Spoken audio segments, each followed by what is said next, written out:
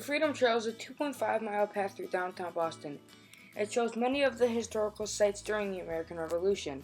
It goes through many historical monuments like Bunker Hill, Old North Church, Faneuil Hall Marketplace, Boston Massacre Site, and many other beautiful monuments. The PAUl Revere House is one of them. The PAUl Revere House is revolutionary because that is the house where PAUl Revere lived.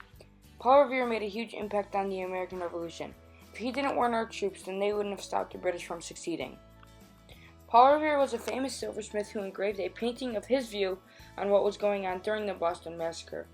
The PAUl Revere House was built in 1680.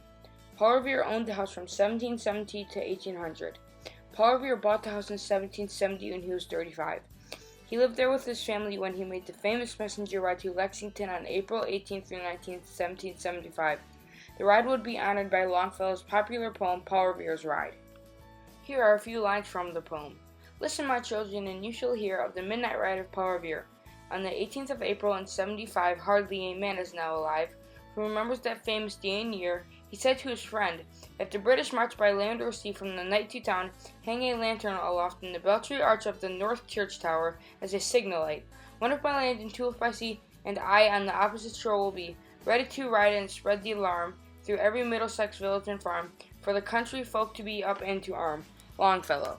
The PAUl Revere House is the oldest building in downtown Boston and the only house on the Freedom Trail. PAUl Revere sold the house in 1800.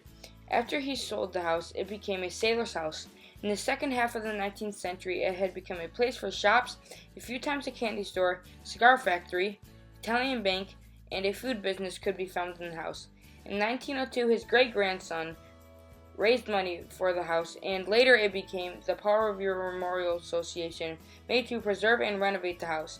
In 1908, the house opened as a historical museum. When you walk into the left of the house, there is a historical museum. They have renovated many of the rooms. Here are a few pictures of what the rooms in the house look like now.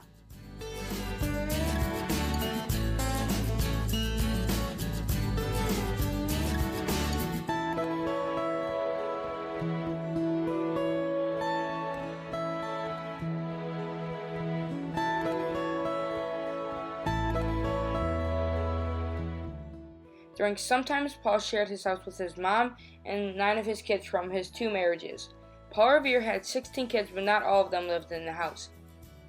His wife Sarah died after the birth of his 8th child, and Rachel, his second wife, gave him another 8 kids.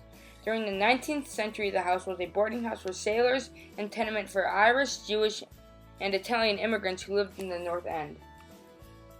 The PAUl Revere House is an amazing monument that you have to see sometime in your lifetime because it is an amazing representation of our country's history.